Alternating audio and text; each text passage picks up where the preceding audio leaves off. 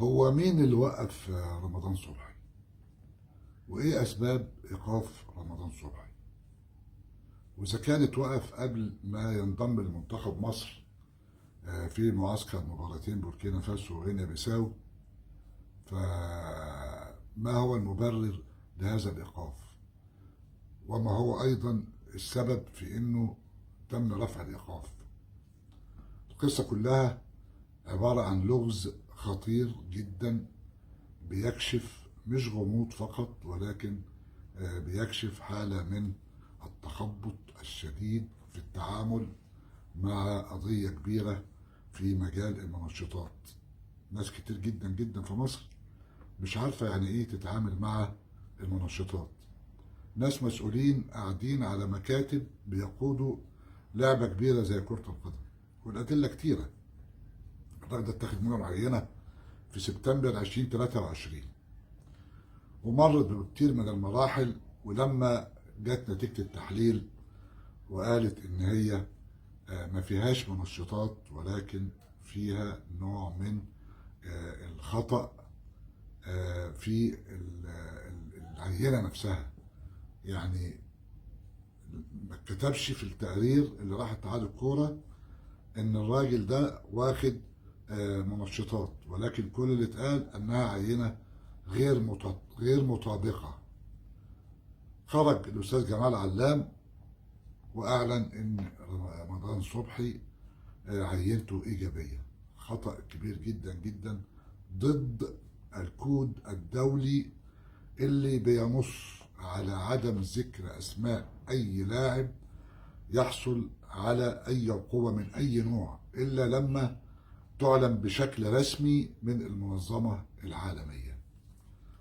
ولعلم حضراتكم لما بتتاخد العينه من لعيب ما بيكتبش عليها اسمه، بيتحط عليها رقم وتظل تتداول بين مصر والمعمل اللي بيحلل في اسبانيا بالارقام فقط لا غير.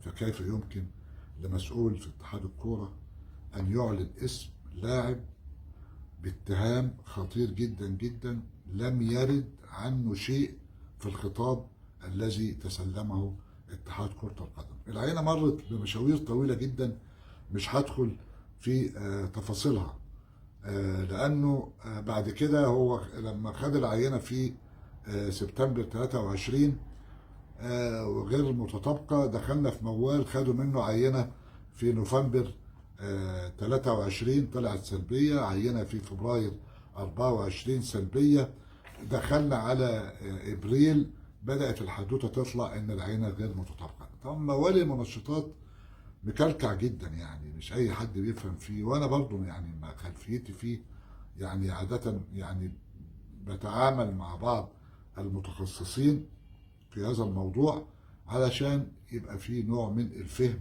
لما نيجي نعرض الموضوع. القصة النهاردة انه محدش بيتكلم في موضوع رمضان. في ناس مش عاجبها، وفي ناس بتنقد، وفي ناس كانت شمتانة في رمضان انه اتدبس في واحدة هتخليه يبطل كرة القدم، والولد يعني بريء تماما يعني. فما بين الشماتة وما بين الأخطاء اللي موجودة في التعامل معاها وما بين عدم الرضا عن القرار وعدم الرضا عن رمضان، في حالة من الغموض الشديد. الغموض ده بيخلينا يعني دايما بنسأل هو في ايه؟ طالما الأسئلة بتكتر في قضية زي دي يبقى في حاجة غلط. من فترة كده كان في قصة أحمد رفعت الله يرحمه اللي اتكسر قلبه، والناس بتتكلم ان هو يعني ما قدرش يستحمل وربنا اختاره الى جواره. ما تعرض ليه رمضان صبحي امر خطير جدا جدا، لانه برضه بيدخل تحت عنوان يعني كسر القلوب او العمل على تحطيم لعيب، او انه يبقى فيه نوع من القسوة على لاعب لاي سبب من الاسباب. وهنا الناس بتسأل هو يعني اشمعنى رمضان؟ يعني الراجل ما عندوش ما يشير الى انه هو متهم. وزي ما قلت لكم ما بين ناس بتحاول تثبت انه هو غلطان، وفي ناس بتشمت في الموضوع وناس بتتفرج. طيب القصة دي محتاجة ايه بدون الدخول في تفاصيل يعني؟ القصة دي محتاجة انه يبقى فيه تحقيق سريع، وزي ما كان في لجنة تقصي حقائق في قصة احمد رفعت، انا بقترح المرة دي ان اللجنة ما تكونش تبع الوزارة، وان اللجنة تكون يعني ولتكن من لجنة الشباب في مجلس الشعب. يبقى في حاجة مرة لجنة محايدة تقدر تاخد قرار، ما يكونش الأطراف المعنية بالموضوع جوه اللجنة. يعني أنا عشان أبقى راجل يعني عندي عدالة كبيرة جدا جدا أستعين بلجنة من الخارج، خارج الوزارة تماما، وأحط قدامها الحقائق. ده رمضان قعد في جلستين استماع بعد برضه العينة غير المتطابقة من فترة قريبة من أسابيع، في اللجنة الواحدة 11 ساعة.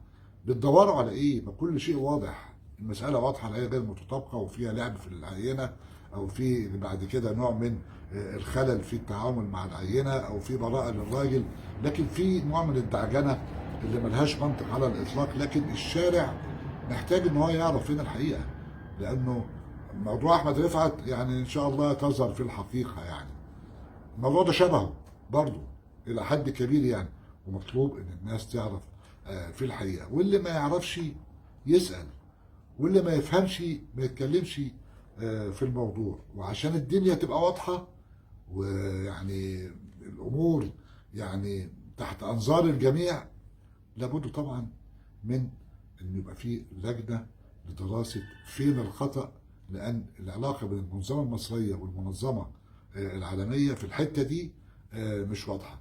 لجنة تكشف الحقائق، مش إن الأمور تمشي لغاية الناس ما تنساها، أو يبقى الدنيا ماشية ناحية عالم الطناش، وفي النهاية هتفضل الناس تسأل وتسأل الموضوع.